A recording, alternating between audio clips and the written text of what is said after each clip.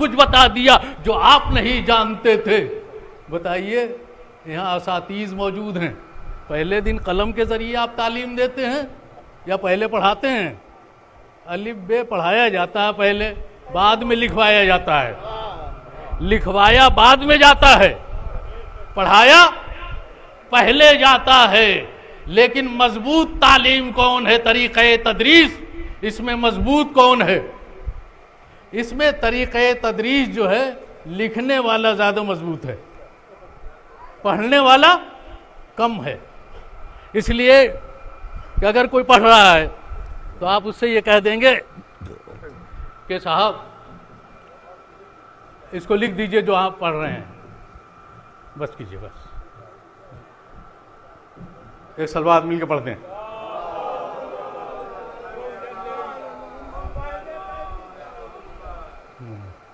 ایک سلوات اور مل کے پڑھیں۔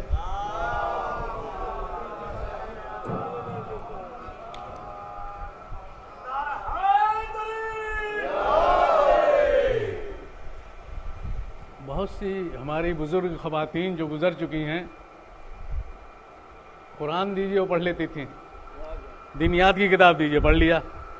آپ قلم و کاغذ لے کے آئیے، کہا نانی جان لکھ دیجئے، دادی جان کہا بیٹا ہم پڑھنا جانتے ہیں، ہم لکھنا نہیں جانتے ہیں۔ تو اگر کوئی پڑھنا جانتا ہے تو پوچھنا پڑے گا کہ آپ لکھنا جانتے ہیں کہ نہیں۔ اگر کوئی پڑھنا جانتا ہے تو آپ کو پوچھنا پڑے گا کہ آپ لکھنا جانتے ہیں کہ نہیں۔ لیکن اگر کوئی لکھ رہا ہے تو اب آپ اس سے پوچھیں گے نہیں کہ آپ پڑھنا جانتے ہیں کہ نہیں۔ اگر کوئی لکھ رہا ہے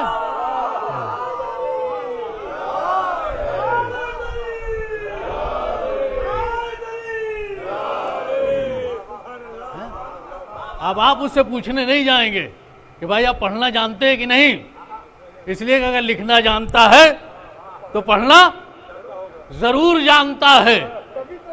اب وہاں کاٹا کہاں انہوں نے؟ جہاں عبداللہ لکھا تھا، جہاں محمد رسول اللہ لکھا تھا وہیں کاٹا، اور لکھا وہیں کو اوپر عبداللہ یعنی محمد ابن عبداللہ وہیں لکھا جہاں رسول اللہ لکھا تھا۔ اس کا مطلب یہ ہے کہ جو لکھنا جانتا ہے وہ پڑھنا بھی جانتا ہے۔ صلح میں انہیں خوب یقین تھا، اگر دے دیا تو جیسے وہاں لکھا ہے یہاں بھی لکھیں گے۔ صلوات۔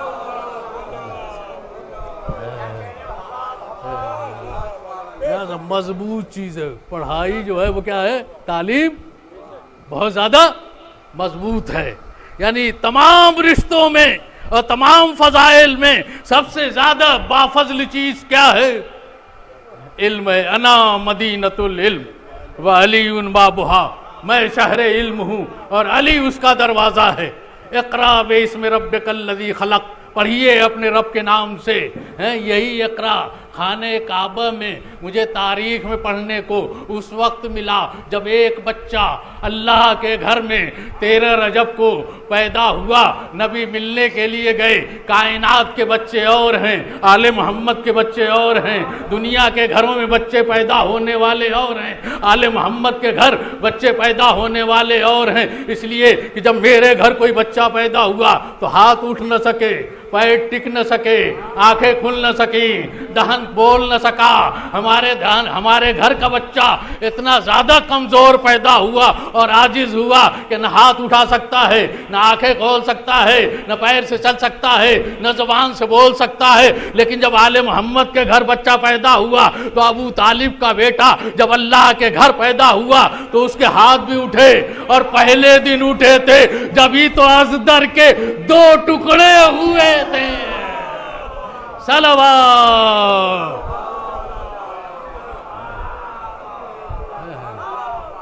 پہلے دن اٹھے تھے جبھی تو ازدر کے 2 ٹکڑے ہوئے تھے، اور جب تیسرا دن آیا تو نبی تشریف لائے، نبی نے ہاتھوں پر لیا، اقرا یا علی، اے علی پڑھو۔ ہے تو علی نے پوچھ لیا، ما اقرا، کیا پڑھوں ہے میرے بھائی؟ یہ پوچھنا اس بات کی دلیل ہے اگر کم پڑھا لکھا ہوتا تو پڑھنا شروع کر دیتا. عزت بچانے کے لیے عالم علم لدنی تھا. صلوات. کیا پڑھوں؟ یہ وہی کہے گا جو سب کچھ جانتا ہے. کچھ جاننے والے اور ہیں، سب کچھ جاننے والے اور ہیں. صلوات. آل محمد کا گھرانہ ہے جس نے سب کچھ پڑھ دیا ہے. یہ علی ہیں جو قرآن بھی پڑھ رہے ہیں، جو توریت بھی پڑھ رہے ہیں، جو انجیل بھی پڑھ رہے ہیں، جو زبور بھی پڑھ رہے ہیں. بتائیے پہلے دن جس صفت کا اللہ کے اوصاف کے نمائندے جنہیں بنا کے بھیجا گیا ہے محمد اور آل محمد ہیں، یہ نمونہ ہیں جو اوصاف الہی کو دنیا کے سامنے پیش کریں گے. اس لیے کہ اللہ خود نہیں آ سکتا ہے، جو بتائے گا عالم ضرور ہے، قدیم ضرور ہے، مدرک ضرور ہے ضرور ہے، متکلم ضرور ہے، صادق ضرور ہے. پتہ آپ کو کیسے چلے کہ عالم ہے؟ پتہ آپ کو کیسے چلے کہ وہ عالم ہے؟ پتہ آپ کو کیسے چلے کہ وہ صادق ہے؟ پتہ ہمیں کیسے چلے کہ وہ مدرک ہے؟ پتہ کیسے ہمیں چلے کہ وہ حی ہے؟ پتہ ہے ہم سے کیسے چلے کہ وہ عالم ہے؟ لہذا کوئی نہ کوئی نمونہ ہونا چاہیے، اس لیے کہ وہ آ جائے تو مجسم ہو جائے. جب مجسم ہو جائے گا تو قابل اشارہ حسیہ ہوگا، قابل ابعاد ثلاثہ ہوگا. اوہام کی رسائی اس تک ہو نہیں سکتی. اسے خدا کہتے ہیں جہاں تصورات نہیں پہنچ سکتے، اسے وحدہ لا شریک کہتے ہیں. تو اب بتائیے پتہ کیسے چلے؟ لہذا علم اوج کا ہوگا، ظاہر ان سے ہوگا، حیات اس کی ہوگی، بتائیں گے یہ، صداقت اس کی ہوگی، اعلان یہ کریں گے، مدرک وہ ہوگا، بتائیں گے یہ، قدیم وہ ہوگا، اعلان یہ کریں گے. صلوات.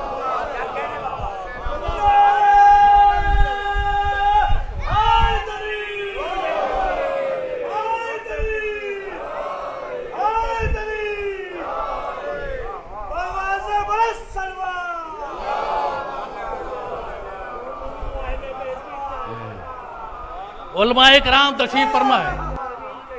اللہ کے سارے اوصاف کو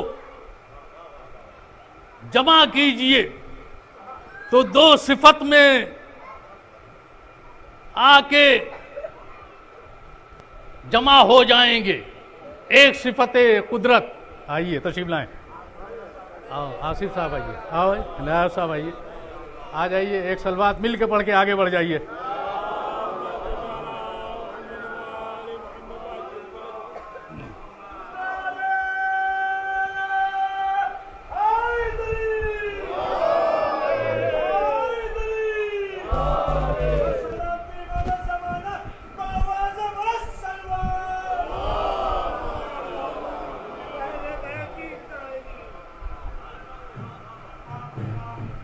سارے اوصاف کو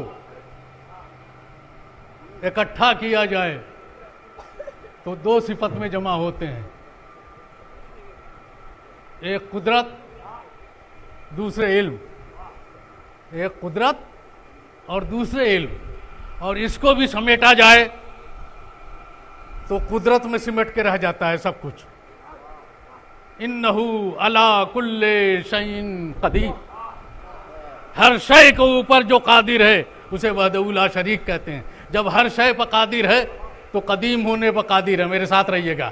جب ہر شے پر قادر ہے تو قدیم ہونے پر قادر ہے، عالم ہونے پر قادر ہے، صادق ہونے پر قادر ہے، حی ہونے پر قادر ہے، مدرک ہونے پر قادر ہے، خالق ہونے کے اوپر قادر ہے. یعنی سارے اوصاف کو جب سمیٹیں گے تو ایک صفت ملے گی جسے صفت قدرت کہتے ہیں. خانہ کعبہ میں جس بچے نے پہلے دن جس قدرت کا، اللہ کی قدرت کا مظاہرہ کیا اسے صفت قدرت کہا جاتا ہے. صلوات.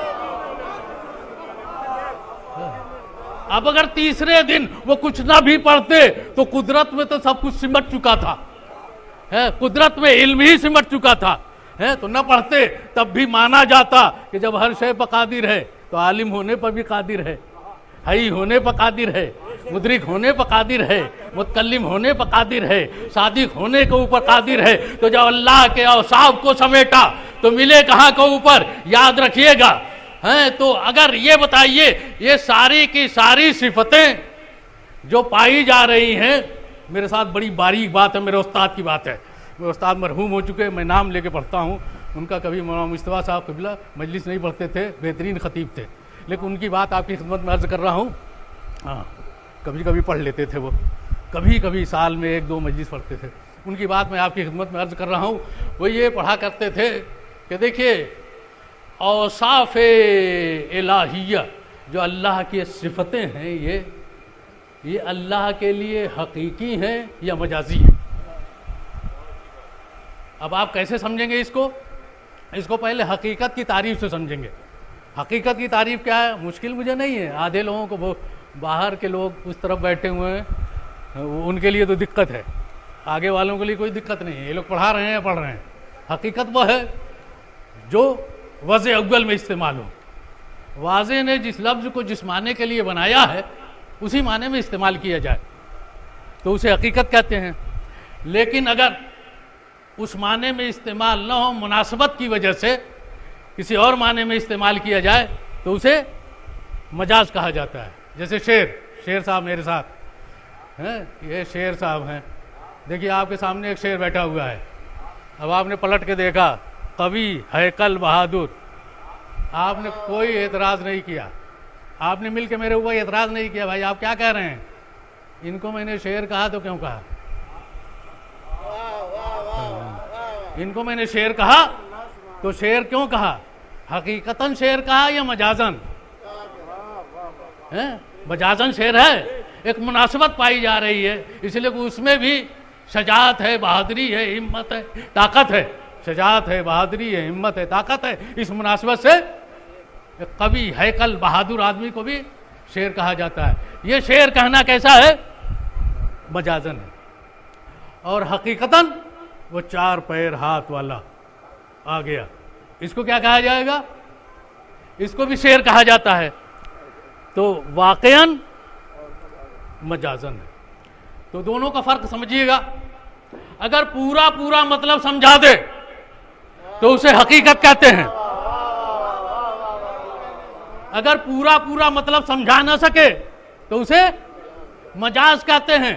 لفظ قدیم میں یہ طاقت نہیں ہے کہ پورا مطلب بتا دے، جیسا وہ قدیم ہے بتا دے، جیسا وہ عالم ہے بتا دے، جیسا وہ قادر ہے بتا دے، جیسا وہ حی ہے وہ بتا دے، جیسا وہ صادق ہے بتا دے، جیسا وہ متکلم ہے بتا دے، جیسا وہ قادر ہے بتا دے، اس لیے کہ لفظ میں طاقت نہیں ہے، لفظ میں یہ طاقت نہیں ہے کہ جیسا ہے وہ بتا دے، تو پورا بتا نہیں پا رہا ہے، تو پورا نہیں بتا رہا ہے تو کچھ بتا رہا ہے، کچھ بتانے والا اور ہے، پورا بتانے والا اور ہے، پورا اس لیے کہ الفاظ ہیں، خالق نہیں ہے، مخلوق ہیں، یہ بھی تو مخلوق ہے، پیدا کیے ہوئے ہیں، یہ مخلوق کو تو مکمل طریقے سے بتا سکتا ہے،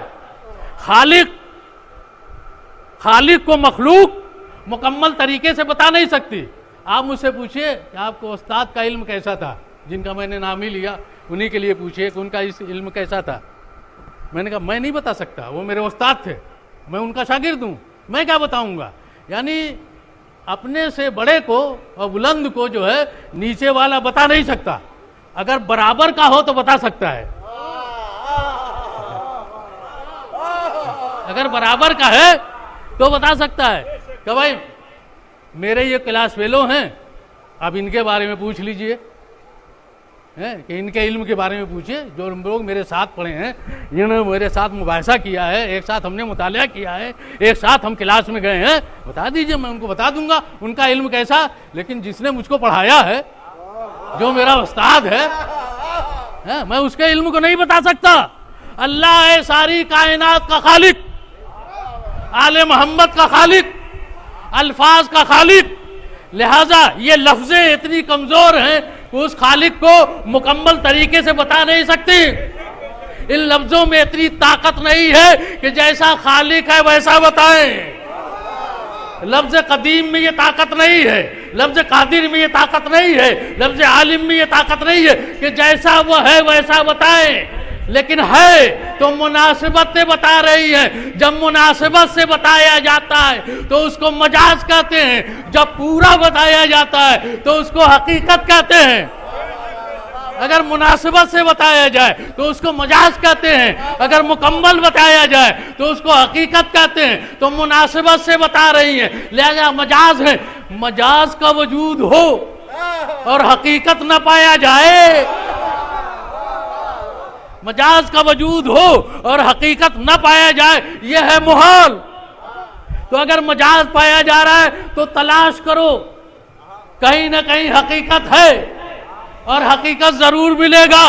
اگر یہ لفظیں اللہ کو مجازن بتا رہی ہے تو کوئی نہ کوئی مخلوق ہے، جس مخلوق کو یہ مخلوق حقیقتاً بتائے گی۔ اول ما خلق اللہ نوری، اللہ نے سب سے پہلے میرے نور کو پیدا کیا، لہذا یہ الفاظ مخلوق، آل محمد مخلوق، صفات اس کے ہیں، نکلیں گے بتائیں گے یہ کہ کیسا عالم ہے، کیسا قادر ہے، کیسا حی ہے، کیسا متکلم ہے، کیسا صادق ہے۔ صلوات بر محمد و آل محمد۔ ایک صلوات مل کے اور پڑھیے گا۔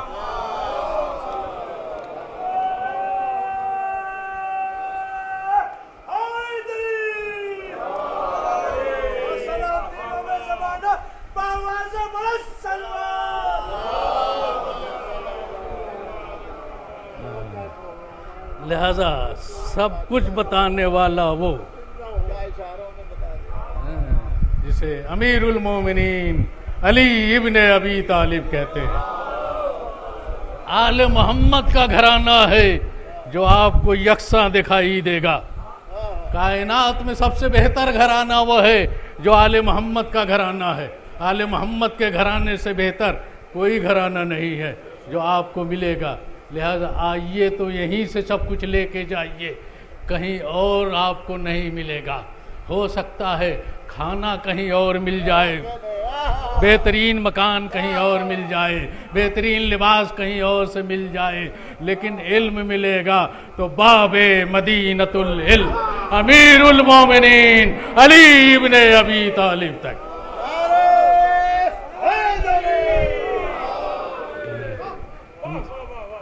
آئیے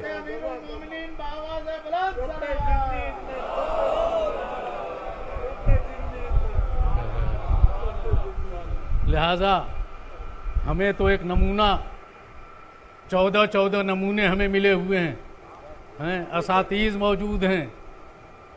پڑھانا کیسے چاہیے، پڑھانا کیسے چاہیے؟ خود جس سبجیکٹ کو انسان پڑھا رہا ہے خود مطمئن ہو،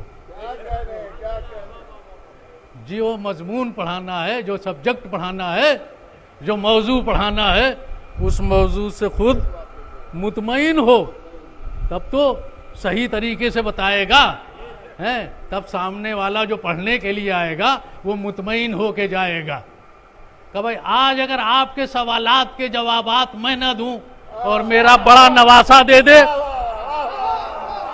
میرا بڑا نواسا دے دے تو آپ کو کوئی اعتراض ہے؟ کون آیا؟ وہ نبی آج بھی زندہ ہے، جو نبی آیا وہ آج بھی زندہ ہے۔ کہاں آیا؟ نبی کے پاس، نبی سے پوچھنے کے لیے آئے تھے۔ نبی نے فرمایا آج اگر میں نہ بتاؤں اور میرا بڑا نواسا بتا دے تو آپ کو کوئی اعتراض ہے؟ جناب خضر نے فرمایا مجھے سوال کا جواب چاہیے، مجھے سوال کا جواب چاہیے۔ سرکار چاہے آپ بتا دیں، چاہے یہ بچہ بتا دے، میں ضدی نہیں ہوں۔ اب جملہ آگے کا سنیے گا، آگے کا جملہ سنیے۔ میں ضدی نہیں ہوں کہ جب بھی پوچھوں گا تو بوڑھے سے پوچھوں گا۔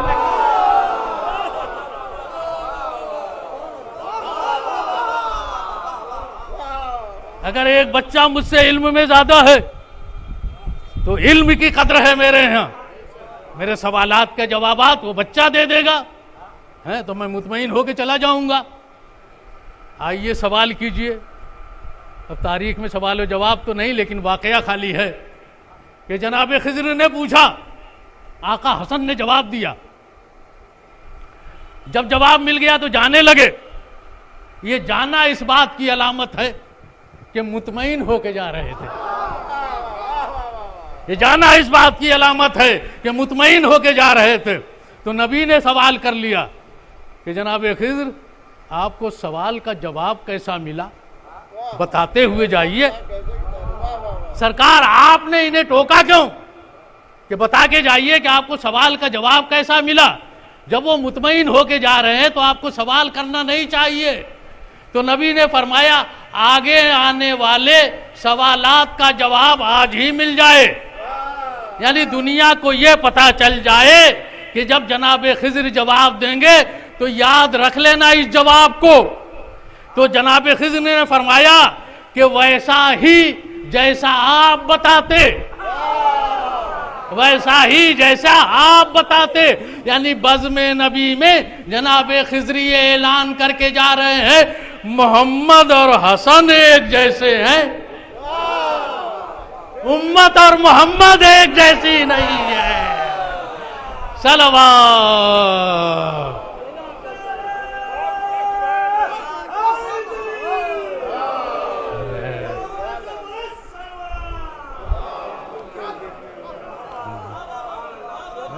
اعلان کر کے جائیے۔ تو یہ ہے بچپنا، اور وہ کتنے سنو سال کے تھے جناب خضر، لیکن بتایا ویسے ہی جیسے نبی بتاتے۔ تو اس گھرانے کا علم آپ کو یکساں ملے گا، لہٰذا یہ حدیث جب آپ پڑھیں تو ہر اعتبار سے آپ کا ذہن جائے، اولنا محمد، اوسطنا محمد، آخرنا محمد، وکلنا محمد۔ اور پڑھانے والا جب پڑھائے تو ظاہر ہے اس انداز سے پڑھائے کہ شاگرد آپ کی طرح ہمتن متوجہ رہے، ہمتن متوجہ رہے۔ پڑھانے والا اس انداز سے پڑھائے کہ بالکل متوجہ ہو۔ رات کے سناٹے میں کوئی کالج اسکول نہیں لگتا، دنیا کی کوئی درسگاہ میں نے نہیں دیکھی۔ کہا بھائی کیوں؟ 10 بجے رات سے جو ہے 4 بجے صبح تک کلاس لگیں گے۔ کہا بھائی کیا بجے سے؟ کہا 10 بجے رات سے 4 بجے صبح تک کلاس لگے گا۔ کہا صاحب 10 بجے رات سے 4 بجے تو مطالعے کا وقت ہوتا ہے، کلاس کا وقت نہیں ہوتا ہے، کلاس کا وقت نہیں ہے، یہ تو مطالعے کا وقت ہے۔ تو دنیا کی کوئی درسگاہ میں نے ایسی نہیں دیکھی جو رات کے سناٹے میں کلاس لے رہا ہو، درس دے رہا ہو۔ صرف ایک درسگاہ تھی، باب مدینۃ العلم، امیر المومنین علی ابن ابی طالب کی۔ عبداللہ ابن عباس رات کے سناٹے میں پڑھ رہے تھے، ابن عباس رات کے سناٹے میں پڑھ رہے تھے۔ اور جب ہنگامے صبح نمودار ہوا، بسم اللہ کی تفسیر نامکمل رہ گئی، کہا ابن عباس، کہا سرکار جتنا آپ نے پڑھایا ہے پورا پورا یاد ہے۔ پیغام ہے ابن عباس کا، پیغام ہے ان شاگردوں کے نام کہ جتنا آپ نے پڑھایا ہے اتنا پورا پورا مجھے یاد ہے، رات کے سناٹے میں پڑھایا۔ سمجھ رہے ہیں؟ اس وقت نہیں جب دنیا میں کلاسز لگتے ہیں، اس وقت میں نہیں، اس وقت پڑھایا جب انسان کو نیند آتی ہے، جب انسان کو نیند آتی ہے اس وقت مولا علی نے پڑھایا ہے۔ اس لیے مجلس پڑھنے والا مجلس پڑھتا ہے، بہت سے لوگ سو جاتے ہیں، سمجھ رہے ہیں؟ مجلس پڑھنے والا جب مجلس پڑھتا ہے تو بہت سے لوگ نیند غالب آ جاتی ہے ان کو اوپر، لیکن کم سے کم بیٹھنے کا ثواب تو ہے، چاہے سنے نہ سنے، سن نہ پائے آدمی لیکن بیٹھنے کا ثواب فرش عزا پر، فرش عزا کے اوپر ہے بھائی۔ اس لیے کہ اس سے بہتر کوئی عبادت کی جگہ کائنات میں نہیں ہے، اس سے بہتر کوئی عبادت کی جگہ کائنات میں نہیں ہے۔ سب سے بہتر عبادت فرش عزائے مظلوم کربلا، میں تقابل نہیں کرتا، اس لیے کہ نمازی کی نماز کے گواہ فرشتے ہوتے ہیں، نمازی کی نماز کے گواہ آئے بھائی، نماز کا فرشتے گواہی دے رہے ہیں، لے کے گئے نماز، تو نمازی کی نماز کے گواہ فرشتے ہیں، مجلس کا گواہ کون ہے؟ اس فرش عزا کا گواہ کون ہے؟ سیدۃ نساء العالمین فاطمہ زہرا صلوات اللہ وسلام.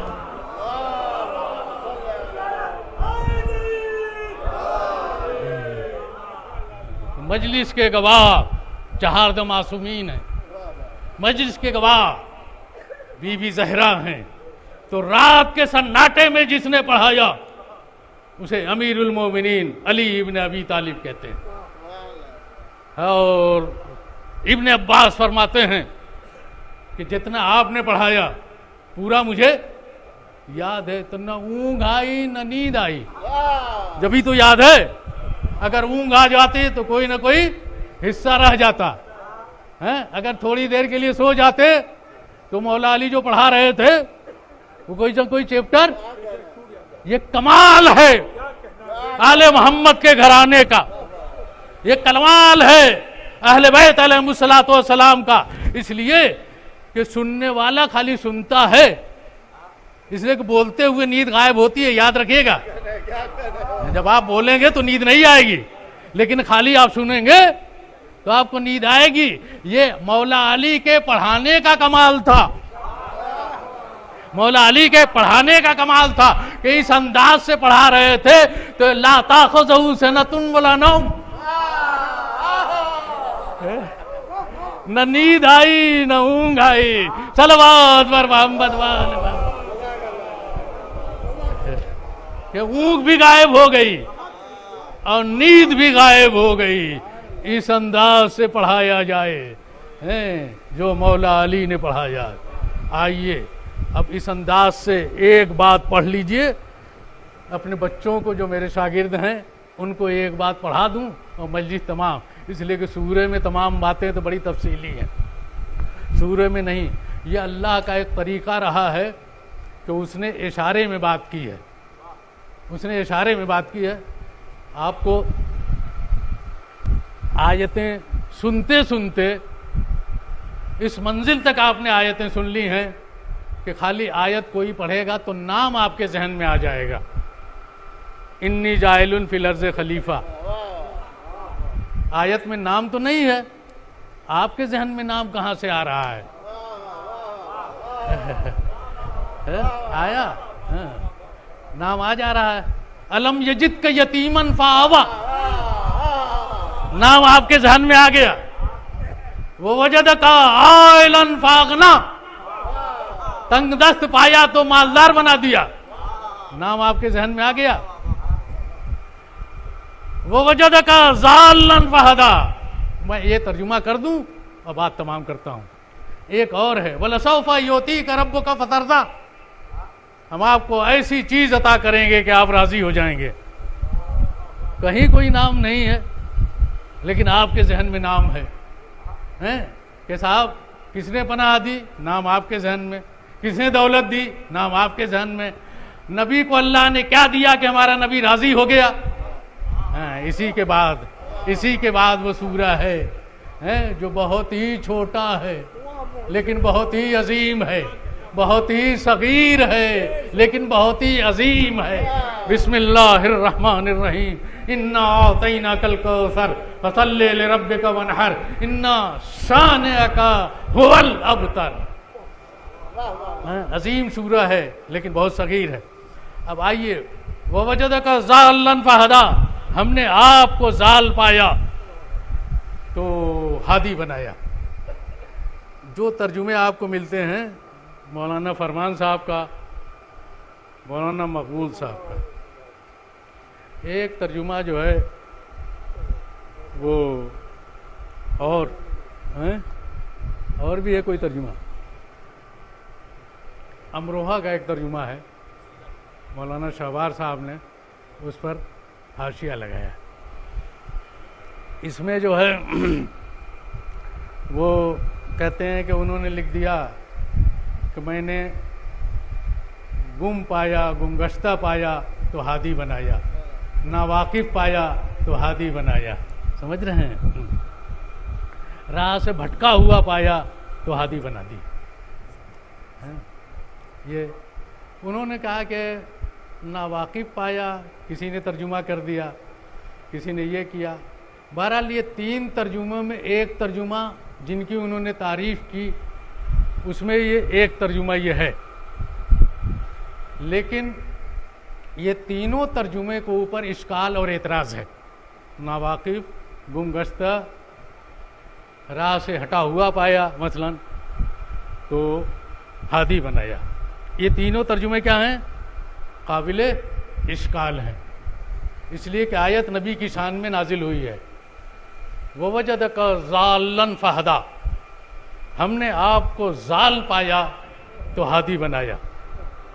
ضال ہے ازداد لغات میں سے، لفظ پہنچی نہیں تو میں اس کو حل کر دوں، یہاں تک پہنچ گئی وہاں تک نہ پہنچی ہو۔ ازداد لغات کا مطلب کیا ہے؟ ایک لفظ اپنے دامن میں دو مخالف معنی رکھتا ہو، اس کو ازداد لغات کہتے ہیں۔ آپ ایسا لفظ تلاش کیجئے جس کے معنی ظلمت کے بھی ہوں اور روشنی کے بھی ہوں۔ روشنی ظلمت کے مخالف ہے اور ظلمت روشنی کے مخالف ہے، تاریکی روشنی کے مخالف ہے اور روشنی تاریکی کے مخالف ہے۔ طہارت نجاست کے مخالف ہے، نجاست طہارت کے مخالف ہے۔ آئیے اب دیکھتے ہیں ایک آیت آپ کی خدمت میں، وَالْمُطَلَّقَاتُ يَتَرَبَّصْنَ بِأَنفُسِهِنَّ ثَلَاثَةَ قُرُوءٍ۔ قرا کے معنی کیا ہے؟ قرا اپنے دامن میں دو مخالف معنی رکھتا ہے، لیکن اگر قرینہ ہے اور موضوع ہے تو ہو سکتا ہے دونوں معنوں کا ترجمہ صحیح ہو جائے، لیکن اگر قرینہ نہیں ہے تو ایک ترجمہ صحیح ہوگا۔ اس کا ترجمہ کیا ہے؟ علماء تشریف فرمائیں، وَالْمُطَلَّقَاتُ يَتَرَبَّصْنَ بِأَنفُسِهِنَّ ثَلَاثَةَ قُرُوءٍ، وہ عورتیں جنہیں طلاق دے دیا گیا ہے وہ اپنے نفس کو روکے رکھیں 3 طہارت تک، اس کے بعد شادی کر لیں، 3 طہارت کر لیں اس کے بعد شادی کر لیں۔ وَالْمُطَلَّقَاتُ يَتَرَبَّصْنَ بِأَنفُسِهِنَّ ثَلَاثَةَ قُرُوءٍ، وہ عورتیں جنہیں طلاق دے دیا گیا ہے وہ اپنے نفس کو روکے رکھیں 3 نجاست دیکھنے تک۔ جب 3 نجاستیں دیکھ لیں اس کے بعد وہ دوسرا عقد کر سکتی ہیں۔ تو نجاست کے معنی بھی یہاں صحیح ہیں اور طہارت کے معنی بھی صحیح ہیں، لیکن یہ لفظ قرا جو ہے وہ اپنے دامن میں لفظ معنی طہارت بھی رکھتا ہے اور معنی نجاست بھی رکھتا ہے۔ طہارت نجاست کا مخالف ہے، نجاست طہارت کے مخالف ہے۔ اب آئیے، وَوَجَدَكَ ضَالًّا فَهَدَىٰ، ہم نے آپ کو ضال پایا ہے، تو ضال ازداد لغات میں سے ہے۔ ضال کے معنی ہیں گمراہی کے، وَلَا الضَّالِّينَ آپ پڑھتے ہیں یا نہیں ہیں؟ وَلَا الضَّالِّينَ ہی پڑھا کیجئے گا، وَلَا الضَّالِّينَ آپ پڑھتے ہیں تو وَلَا الضَّالِّينَ ہی آپ پڑھا کیجئے گا، کچھ اور مت پڑھیے، اس لیے کہ مجھ کو اس پر اعتراض ہے۔ پڑھا جائے کچھ، لکھا ہوا ہے کچھ، ارے جو لکھا ہوا ہے وہی پڑھو نا۔ کائنات کی سب سے بہتر زبان کا نام ہے عربی، عربی سے بہتر کوئی زبان نہیں ہے، اس سے افضل، اس سے بہتر کوئی زبان نہیں ہے۔ بھائی کم سے کم جو چیز لکھی ہوئی ہے وہ پڑھی جائے۔ بہت سی زبانیں ایسی آپ کو ملیں گے جہاں کے اوپر پڑھائی نہیں جا رہا ہے، بھائی لکھا ہوا خوب زیادہ ہے اور پڑھا ہوا کچھ ہی نہیں ہے، 2-3 لفظ غائب ہیں۔ بھائی اگر آپ سے کوئی کہے کہ نالج لکھیے، آپ سے میں کہوں کہ آپ نالج لکھیے تو آپ کے بھی لکھیں گے، ڈی بھی لکھیں گے، نہ کے پڑھیں گے نہ ڈی پڑھیں گے، نہ آپ کے پڑھ رہے ہیں نہ آپ ڈی پڑھ رہے ہیں۔ کیا لکھ رہے ہو بھیا؟ کہا نالج لکھ رہے ہیں۔ کہا ہاں، اور پڑھ نہیں رہے ہو جو لکھ رہے ہو؟ ارے اتنا ہی لکھو جتنے میں پڑھ سکو۔ بھائی جتنے حروف پڑھے جا رہے ہیں اتنے ہی حروف اگر لکھے جائیں تو آسانی پیدا ہو جائے گی۔ بھائی پڑھا جا رہا ہے کچھ اور لکھا جا رہا ہے، سائیکالوجی کی اسپیلنگ کیا ہے؟ ایک پی شروع میں لگا ہوا ہے، پی تو پڑھا نہیں گیا، پی کے بعد ایس لگا ہوا ہے، پی سائلنٹ ہے۔ ارے تو سائلنٹ ہے تو بیچ میں سائلنٹ ہوتا،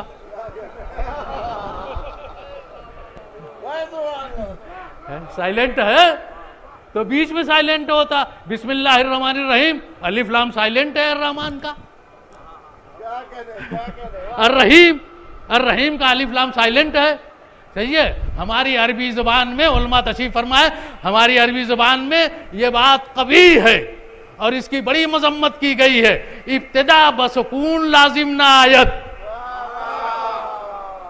ابتدا بسکون لازم نہ آیت. بھائی شروع کا حرف ہی ساکن ہو، یہ عربی زبان میں نہیں ملے گا. یہاں کے ساکن ہے، نالج کا کے ساکن ہے، سائیکالوجی کا پی ساکن ہے، نائف کا کے ساکن ہے. ابتدا بسکون لازم نہیں آیت ہے. پہلا ہی حرف کیا ہے؟ وہ ساکن دکھائی دے رہا ہے، لہذا جو لکھا ہے وہی پڑھا جائے صاحب. عربی میں کوئی گڑبڑ نہ کرے. اور زیادہ تر جب میں نے یہ سب دیکھا تو مجھے انگریزی کا کوئی قاعدہ سمجھ میں نہیں آیا. انگریزی کا کوئی مضبوط قاعدہ نہیں سمجھ میں آیا. قیاسی کم ہے، سماعی زیادہ ہے. انگریزی زبان جو ہے وہ قیاسی کم ہے، سماعی BUT. اگر قاعدہ ہوتا تو دونوں ایک طریقے سے پڑھے جاتے. اگر قاعدہ ہوتا تو دونوں ایک طریقے سے پڑھے جاتے. BUT بٹ PUT تو پٹ یا تو پڑھ لو تو بٹ پڑھو. بھائی قاعدہ ہے تو وہی قاعدے سے پڑھو. لیکن اس کا مطلب تمہارے پاس کوئی قاعدہ انگریزوں سے جیسا سنا ہے ویسا ہی بول رہے ہو، اس لیے مشکلات زیادہ ہیں. ہمارے ہاں کل فاعل مرفوع، کل مفعول منصوب. فاعل کو مرفوع ہوتا ہے، مفعول کو منصوب ہوتا ہے. ہمارے یہاں کلیہ ہے، آپ کے یہاں کوئی قاعدہ نہیں ہے. لہذا عربی زبان میں آپ دوسری زبان کو دخیل نہ کیجئے. لہذا جو لکھا ہوا ہے وہی پڑھیے. قرآن میں کوئی تبدیلی نہ کیجئے. آپ اپنی بولنے والی زبان میں جو جی چاہے تبدیلی کیجئے، مجھے کوئی اعتراض نہیں، قرآن والوں کو کوئی اعتراض نہیں. ابو ظہبی کو ابو دہبی خوب کہیے، مجھے کوئی اعتراض نہیں ہے. یہ آپ کی زبان ہے، آپ کا نام رکھا ہوا، لیکن اللہ کی آیت میں کوئی تبدیلی نہ کیجئے. ایک سلوات مل کے پڑھیے.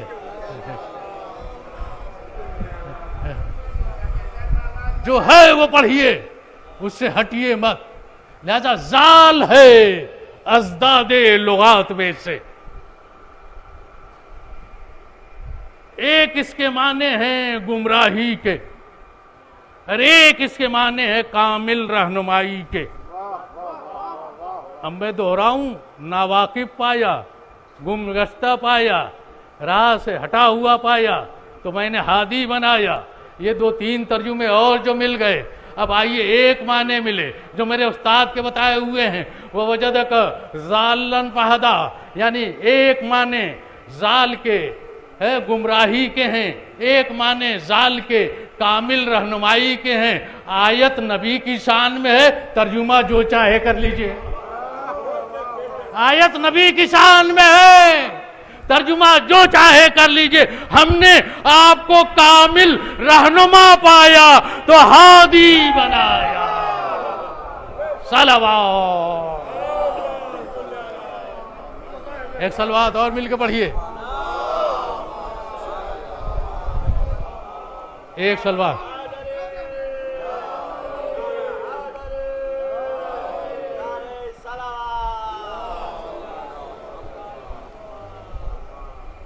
اس کے بعد والا سورہ جو ہے نمازی کو پڑھنا ضروری قرار دے دیا گیا. وہ کون سا سورہ ہے؟ الم نشرح لک صدرک. سمجھ رہے ہیں؟ اس لیے کہ 2 موقع تو ملے ہی ہیں لکھے ہوئے. فیل و قریش کے لیے مسائل نے لکھا، زحا الم نشرح کے لیے لکھا ہے. الم نشرح کو آپ پڑھتے ہوئے چلے جائیے. کیا ہم نے آپ کے سینوں کو کشادہ نہیں کیا؟ ہم نے آپ کا وزیر نہیں بنایا؟ مشکلات کے بعد آسانیاں ہوتی ہیں، مشکلات کے بعد آسانیاں ہوتی ہیں. فیضا فرغت فانصب الی ربک فارغب. جب آپ کام تبلیغ سے فارغ ہو جائیے تو اپنی جگہ کے اوپر معین کر کے چلے جائیے. تو شرح صدر کس کی وجہ سے ہوا؟ وزیر کون بنا؟ آپ کا وزیر کون بنا ہے؟ اور کار تبلیغ سے فارغ ہونے کے بعد اعلان کس چیز کا کیا گیا؟ سرکار امیر المومنین کی ولایت علی ابن ابی طالب. جو آج کی تاریخ آپ سے کائنات کا امیر، جس نے دنیا میں ایسے خدمات انجام دیے ہیں، کوئی خدمت نہیں مل سکتی مولا علی سے بہتر اور افضل. اور یہ 3-3.5 سال کی حکومت کا ہونا بھی ضروری تھا تاکہ آگے آنے والے زمانے میں لوگ یہ کہیں کہ ہمیں سمجھ میں نہیں آ رہا ہے، سمجھ میں آ جائے. اس لیے کہ جب آگے آنے والی خبر دی جائے گی تو لوگ کہیں گے یہ کیسے ہو سکتا ہے کہ رات کے سناٹے میں کوئی خاتون زیورات سے لدی ہوئی چلی جائے اور پلٹ کے کوئی دیکھے نہیں. شیر اور بکری ایک ہی گھاٹ کے اوپر پانی پئیں، کب ایسا سکون کا زمانہ نصیب ہوگا؟ ہم کو سمجھ میں نہیں آ رہا ہے. اس لیے کہ جس نے بھی حالات دیکھے، افراتفری کے حالات دیکھے، جب دنیا میں آنکھ کھولی تو افراتفری کا ماحول دیکھا، حالات بڑے خراب دیکھے ہیں، انہیں سمجھ میں نہیں آتا. لہذا اب سمجھ میں آ جائے گا جب ایک حکومت دیکھ لی کہ حاکم اعلان یہ کر رہا ہے، کھڑا ہو جائے. علی کے زمانے میں جو ایک وقت جس کو غذا بھی نہ ملی ہو، جس کو لباس نہ ملا ہو، جس کے پاس مکان نہ رہا ہو، کیا کوئی کھڑا ہوا؟ مولا علی کی غذا ایسی تھی کہ فقیر کے حلق کے نیچے بھی وہ غذا نہیں جاتی جو مولا علی غذا تناول فرما رہے تھے. کائنات کا امیر، ماہ مبارک رمضان ہے وہ 19ویں تاریخ، جب اپنے بیٹی کے یہاں مہمان ام کلثوم نے نمک کا پیالہ بھی رکھا اور دودھ کا بھی پیالہ رکھا. ایک مرتبہ علی کی نگاہیں بلند ہوئیں، اے بیٹی ام کلثوم، تمہارے بابا نے ایک وقت میں 2 نعمتیں نہیں تناول کی ہیں، اس میں سے ایک لے کے چلی جاؤ. جناب ام کلثوم نے نمک کی طرف ہاتھ بڑھایا، اٹھانے کے لیے مولا علی نے روکا. بیٹی دودھ کا پیالہ لے کے چلی جاؤ، نمک کا پیالہ رہنے دو. نمک سے افطار کیا. پوری رات جو مسلسل عبادت میں گزار رہا تھا، پڑوسی ہزاروں تکبیروں کی صدا مولا علی کی زبان سے سن رہا تھا. نمک کا افطار ہے، حجر عبادت ہے، صحن عالم ہے. صحن میں آتے ہیں، حجر عبادت میں چلے جاتے ہیں، آسمان کی طرف نگاہیں ہیں.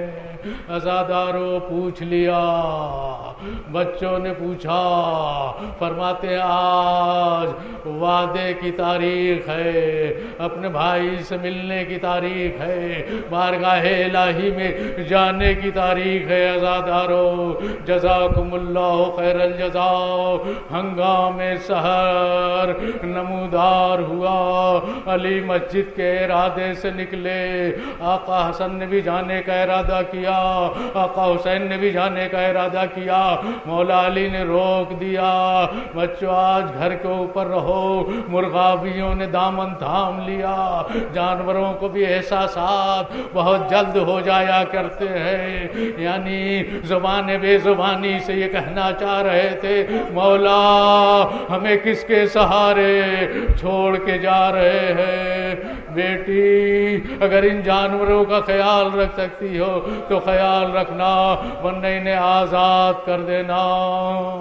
ہاں عزیزو، در خانہ زنجیر در نے بھی دامن تھاما. اسے بھی محسوس ہو گیا کہ آنے جانے والا مولا خیریت سے واپس نہیں آئے گا. الوداع، خدا حافظ کہا. مسجد میں تشریف لائے، گلدستہ اذان کو اوپر، مولا علی نے اذان دی۔ کوفے کا کوئی گھر ایسا نہ تھا جس میں اذان کی آواز نہ پہنچی ہو۔ اذان سے فارغ ہونے کے بعد مسجد میں سونے والوں کو بیدار کیا۔ میرے استاد فرمایا کرتے تھے کہ مسجد میں کبھی نہ سونا، اس لیے کہ اگر مرض میں مبتلا ہو گئے تو دنیا کے کوئی دوا اور کوئی معالج اور ڈاکٹر تمہیں صحیح نہیں کر سکتا ہے۔ اس دنیا سے دماغ سے رفتہ جاؤ گے، تمہارا دماغ کام کرنے والا نہ ہوگا۔ ہاں عزادارو، اسے بھی بیدار کیا جو قتل کے ارادے سے آیا تھا۔ سونے کا انداز تین ہی طریقہ میں نے دیکھا ہے، یا کوئی داہنی کروٹ سوتا ہے، بائیں کروٹ سوتا ہے، یا چیز سوتا ہے۔ علماء کا طریقہ ہے، انبیاء کا طریقہ ہے، لیکن یہ طریقہ جو سو رہا ہے، جسے بیدار کر رہے ہیں، سونے والے کو جگایا جا سکتا ہے، جاگنے والے کو کیا جگائیں گے، وہ خود ہی جاگ رہا ہے۔ قاتل کو بیدار کیا، اٹھو علی تیرے مراد بس سے واقف ہے۔ ہاں عزیزو، یہ موقع وہی موقع تھا جب 9 آدمیوں 10 آدمیوں کا ایک گروہ مولا علی کی خدمت میں آیا اور انہوں نے آپ کے ہاتھ پر بیعت کی۔ یہ بھی بیعت کرنے کے لیے آیا، لیکن بیعت کر کے جب جانے لگا علی نے پھر بلایا، تم میں امام حق مانتے ہو، امام برحق مانتے ہو، مولا مانتے ہو؟ اس نے سب کچھ اقرار کیا، پھر جانے لگا۔ اس کے بعد پھر بلایا، تیسری مرتبہ اقرار کرایا۔ چاہنے والے جو 9 افراد اور تھے ان لوگوں نے بھی پوچھ لیا کہ مولا ان سے 3 مرتبہ اقرار کر رہے ہیں اور مجھ سے 1 مرتبہ ہم لوگوں سے اقرار کر لے رہے ہیں، تو فرماتے ہیں کہ یہ میرا قاتل ہے، یہ میرا قاتل ہے جس سے میں 3 مرتبہ اقرار لے رہا ہوں۔ اٹھ علی تیرے ارادے بد سے واقف ہے۔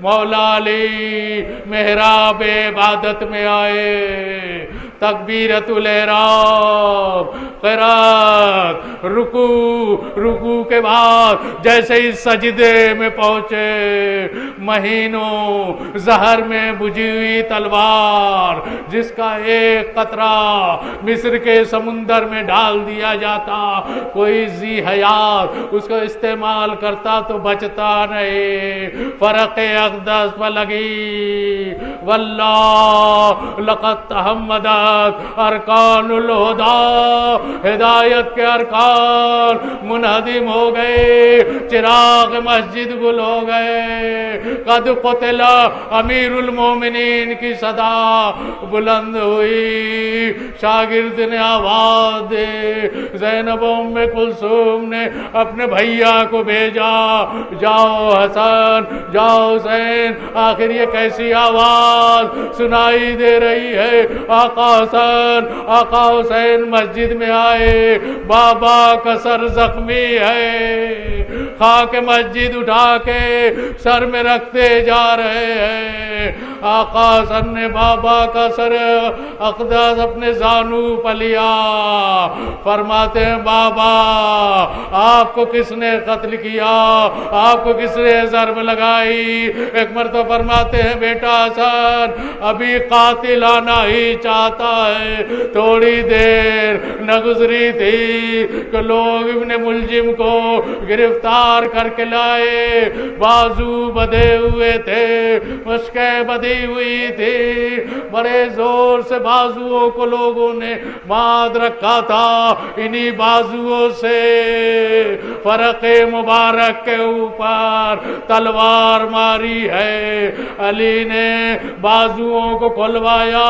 میں کہوں گا مولا علی یہ چند 40 کا کوفہ ہے، آپ جو حکم دیں گے عمل کرنے والے موجود ہیں، بازو کھول دیے گئے۔ سن 61 کا یہی کوفہ ہوگا، ایک رسن ہوگی، 12 گلے ہوگے، ہاتھ پسے گردن سے بدے ہوگے۔ عزادارو سامنے سے ہاتھ بدے ہو تو زحمتیں کم ہیں، لیکن اگر گردن سے ہاتھ بندھا ہوا ہے، یہ الفاظ ہے، لیکن مقام عمل میں آئیے، ہر وقت ہاتھ اٹھے ہوئے ہیں، کربلا سے کوفہ، کوفہ سے شام، اور شام سے شام کا زندان۔ جزاکم اللہ خیر الجزاء۔ عزیزو، مولا علی کو گلی میں لیا، چاہنے والے ساتھ میں ہے، نمازی ساتھ میں ہے، صحابی ساتھ میں ہے، مولا علی کو لے کے گھر جا رہے ہیں۔ عزادارو، جیسے ہی خانہ فاطمہ زہرا قریب آتا گیا، مولا علی نے آقا حسن سے فرمایا، بیٹا حسن، میرے چاہنے والوں سے یہ کہہ دو کہ اب اپنے گھروں کو چلے جائے، اس لیے بی بی زہرا کا گھر قریب آ گیا۔ نبی کی نواسیاں، علی کی بیٹیاں، زہرا کی لاڈلیاں میرے غم میں گریہ و زاری کی صدائیں بلند کریں گے۔ علی اپنی زندگی میں پسند نہیں کرتا کہ بیٹیوں کی صدا نامحرموں کے کانوں تک پہنچے، لیکن ہائے علی، یہی کوفہ تھا جب بیٹی کا خطبہ تھا، لہجہ آپ کا تھا، ہاں، نجف کا رخ کر کے آواز دی تھی، اسی کوفے میں آپ نے خطبہ دیا ہے، اسی کوفے میں آپ کی بیٹی خطبہ دے رہی ہے، سر پر چادر نہیں ہے، بے مخنہ و چادر ہے، نبی کا گھرانہ، مخدرات، عصمت و طہارت، کوفہ و شام کا بازار۔ جزاکم اللہ خیر الجزاء۔ آزادارو، مجلس اختتام کی وادی کے اوپر ہے، گھر میں مولا علی آ گئے، 19ویں تاریخ گزر گئی، 20ویں کا دن آیا، آج کی تاریخ بھی وصیتوں میں گزرتی چلی جا رہی ہے۔ مولا علی نے پورے گھر والوں کو قریب بلایا، پورا خانوادہ، سارے گھر والوں کو آقا حسن کے سپرد کر دیا، بیٹا یہ تمہاری نگرانی میں ہے۔ آقا حسن کے سپرد پورا گھر ہے، ایک گوشے میں ایک بچہ بیٹھا ہوا گریہ و زاری میں مصروف ہے۔ ایک مرتبہ ام المنین آگے بڑھی، اے بیٹا عباس، یقیناً بڑا سخت وقت ہے، بابا کی صورتحال غیر ہے، جسم میں اثر زہر کا پھیل چکا ہے، اس گوشے میں گریہ و زاری میں کیوں مصروف ہو؟ ایک مرتبہ عباس فرماتے ہیں، مادر گرامی، بابا نے سبھی لوگوں کو آقا حسن کے سپرد کیا اور مجھے سپرد نہیں کیا۔ ایک مرتبہ ام البنین مولا کی خدمت میں آئی، ہاتھوں کو جوڑ کے فرماتی ہیں، اے میرے والی و وارث، کیا عباس سے کوئی خطا ہو گئی؟ آپ نے سبھی لوگوں کو آقا حسن کے سپرد کر دیا اور میرے عباس کو سپرد نہ کیا۔ ایک مرتبہ فرماتے ہیں، لاؤ میرے عباس کو قریب لاؤ، بلاؤ حسین کو قریب بلاؤ، میری تمنا کا نام ہے ثانی حیدر کرار ابو الفضل العباس۔ نماز شب میں جس کے لیے دعا کی تھی اسے ابو الفضل العباس کہتے ہیں۔ ایک طرف سے آقا حسین آ گئے، ایک طرف سے ابو الفضل العباس آ گئے، عباس کا ہاتھ اپنے سینے پر رکھا، حسین کے ہاتھ میں عباس کا ہاتھ دیا، اے بیٹا میں نے کربلا کے لیے نماز شب میں دعا کی تھی، میں نے اللہ سے کبھی کچھ نہیں مانگا تو صرف اس بچے کو ہاں ایسا ہاتھ دیا کہ یہ ہاتھ حسین کی امانت بن گیا. جب عباس میدان میں آئے اور ایک مرتبہ آواز دی یا آقا ادرکنی، آقا ہماری مدد کیجئے، جزاکم اللہ خیر الجزا. ایک مرتبہ حسین نے کمر تھامی، الان انکسر ظہری، بھیا تمہارے جانے سے کمر ٹوٹ گئی. بھائی جاتا ہے کمر ٹوٹ جاتی ہے. ہاں عزیزو آگے بڑھے، دامن میں اٹھا کے رکھا، کچھ اور آگے بڑھے، دامن میں کچھ اٹھا کے رکھا. یہ وہی ہاتھ ہے جو مولا علی نے 21ویں تاریخ کو حسین کے سپرد کیا تھا. ایسا ہاتھ دیا کہ عباس کا ہاتھ حسین کی امانت بن گیا. عزیزو میرے لاشے کو خیمے میں نہ لے جائیے گا. عباس کا لاشا خیمے میں نہ آیا، لیکن مولا علی کو غسل دیا. کافور حنود رسول اللہ کے بچے ہوئے سے کئی کفن دیے. میں نے کہا ایک کفن آپ اپنے لیے رکھ لیجئے. تاریخ یہ کہتی ہے جنازہ چلا ایک بلندی کی طرف آگے بڑھتا ہوا، ایک طرف سے خود بخود جنازہ، ایک طرف سے آقا حسن، ایک طرف سے آقا حسین. بڑے عزت و احترام کے ساتھ غسل بھی دیا، کفن بھی پہنایا، نماز بھی پڑھائی. بڑے عزت و احترام سے بابا کو آپ نے دفن کر دیا. لیکن ہائے وادی کربلا، آقا آپ کا لاشا میدان کربلا، وہ بیٹا کیا کرے جس کے ہاتھوں میں ہتھکڑیاں، پیروں میں بیڑیاں، گلے میں توکے خاردار. ہائے سید سجاد، پھوپھی نے دیکھا، کہا پھوپھی نے دیکھا بیٹا یہ تمہاری کیا کیفیت ہے، کہیں ایسا نہ ہو کہ روح قفس انظری سے پرواز کر جائے. پھوپھی اماں میدان کربلا دیکھیے، ان ظالموں نے اپنے کشتہائے نجس کو دفن کر دیا. ہائے میرا بابا جلتی ریت پر، واہ حسینہ واہ علیہ واہ باسا، اللہ لعنت اللہ علی القوم الظالمین. علی مولا، علی مولا،